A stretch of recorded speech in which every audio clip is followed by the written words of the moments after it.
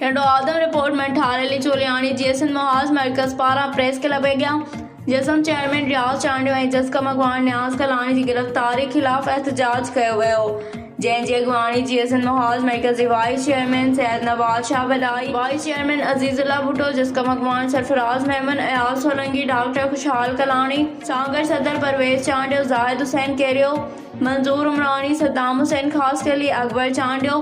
राहुल चोलियानी ऐं मंठार चोलियानी की अगवानी में सख्त एहतजाज किया वियो उन मौके ते मुज़ाहिरीन हैदराबाद प्रेस क्लब अॻियां ॻाल्हाईंदे चयो त जीएसएन महाज चेयरमैन रियाज़ अली चांडियो जे घर ते पुलिस ऐं कानून लागू इदारनि चढ़ाई करे चार दीवारी जो तक़दस पामाल करे खेनि गिरफ़्तार करे अणॼातल हंधि मुंतक़िल करे गुम करे छॾियो आहे। रियासत जी अहिड़ी शर्मनाक कदम ऐं गुंडागर्दी नाक़ाबिले बर्दाश्त आहे जंहिंजी मज़म्मत करे जीएसएन महाज चेयरमैन रियाज़ अली चांडियो जी आज़ादी जी घुर कयूं था। सिंध जे नाम नहाद जमहूरियत जे कूड़े दावेदार सिंध दुश्मन पीपल्स पार्टी पर अमन सिंध रवादारी मार्च कराची के रोकण लाइ सिंध दोस्त अगवान जे घर ते रात जे अंधेरे में रेड मुख़्तलिफ़ अगवान गिरफ़्तार कया वञनि। क़त्ल जी तहक़ीक़ात कराई वञे ऐं उन जे लाइ सिंध हाई कोर्ट जे जिन हाज़िर सर्वस जजनि ते मुश्तमिल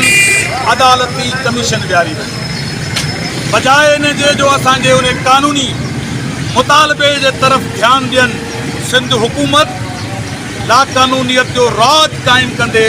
राति पुरमन सियासी अॻवाननि जीएसएन महाज जे चेयरमैन मोहतरम रियाज़ अली चांडियो साहब मोहतरम डॉक्टर रियाज़ कालानी साहब उन्हनि ॿिन्हिनि खे बिला जवाब घरनि जी चादर चौधे वारी जो तक़दस पामाल कंदे कानून जूं समूरियूं हदूं ओरागी ने गिरफ़्तार करे गुम करे छॾियो आहे। 14 कलाकनि जो वक़्तु गुज़री चुको आहे। हिन वक़्त ताईं ख़बर न आहे त रियाज़ साहब ऐं डॉक्टर नियाज़ कालानी किथे आहिनि। ही लाक़ानूनियत आहे सिंध में त जॾहिं सिंध जा बाशऊर माण्हू कराचीअ में रवादारी मार्च करण पिया वञनि तॾहिं अमन मार्च करणु नथो ॾिनो वञे ऐं पुरमन सियासी क़यादत खे गिरफ़्तार कयो थो वञे। असां मुतालबो कयो आहे जीएसएन महाज जे तरफ़ां वाज़े तौर ते चयो आहे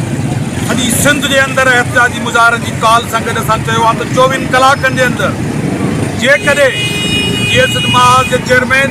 रियाज़ चांडियो साहब ऐं जिसकम अगवान डॉक्टर नियाज़ कालानी खे आज़ादु न कयो वियो त सॼी सिंध जे क़ौमी शाहराहनि ते धरना हणंदासीं रोड ब्लॉक कंदासीं। गुंडागर्दी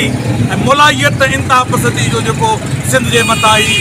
तूफ़ान मड़ियो वियो आहे असीं हुनजो इनकार कयूं था। असीं पुरमन सियासी कारकुन आहियूं पंहिंजे क़यादत जी बाज़ाबी जी घुर कयूं।